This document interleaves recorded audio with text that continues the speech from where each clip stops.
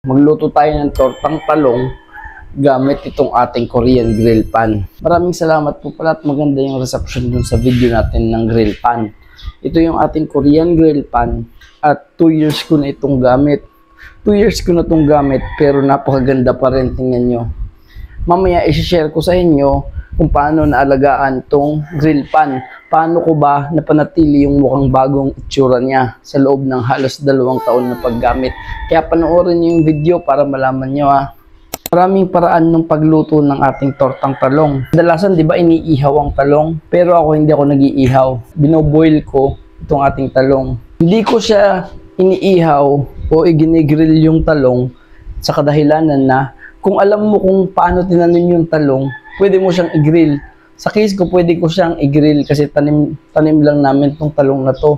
Pero kung binibili mo lang siya sa palengke, much preferred kung i-boil mo kasi hindi mo alam kung ano yung mga pesticide na ginagamit nila. Isa sa mga dahilan ba't i-grill nila yung talong para ma-achieve yung smoky flavor. Marami namang paraan para ma-achieve yung smoky flavor niya. Alam niyo ba yung spice na paprika? Yung paprika, lagay nyo lang mismo dun sa butter nyo. On a farmer's perspective, kung isa kang ethical na farmer, mag-harvest ka lang after kung maka-spray after 7 days. Yung pag-spray, okay lang naman, pero dapat marunong ka sa rotation. Klaro ngayon, nag-spray ka, bilang ka ng 5 to 7 days, doon ka mag-harvest. Kaya guys, tandaan nyo yung tip na tinuro ko sa inyo tungkol sa pagluluto ng tortang talong. Kayo, ano ba ang paboritong luto nyo ng talong? Paki-comment naman sa ating comment section at pag-usapan natin yan. Sabihin nyo na rin kung taga saan kayo para malaman ko kung saan umabot ang video natin. Isang sekreto para mapangalagaan natin itong ating pan. Dapat silicone yung dulo, yung tip, para hindi nagagasgas.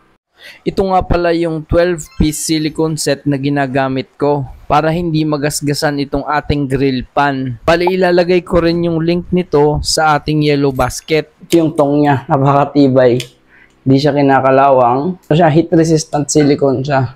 Alam nyo bang sobra ang natipid ko sa mantika? Noon talagang grabe sa mantika.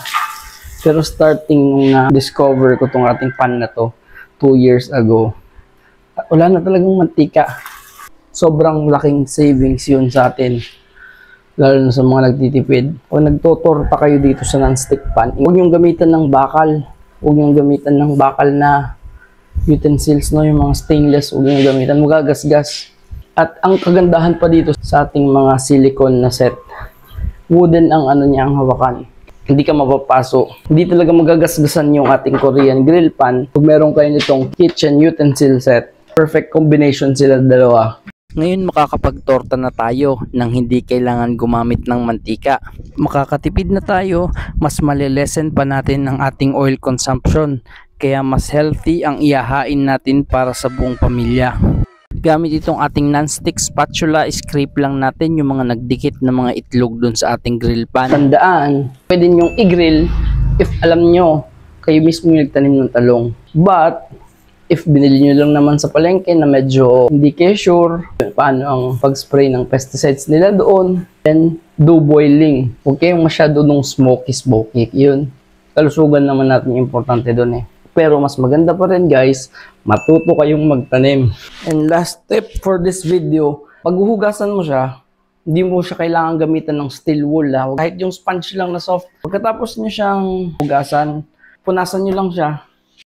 Pero ang ginagawa ko, iniinit ko lang itong ating grill pan sa apoy para maging tuyong-tuyo siya.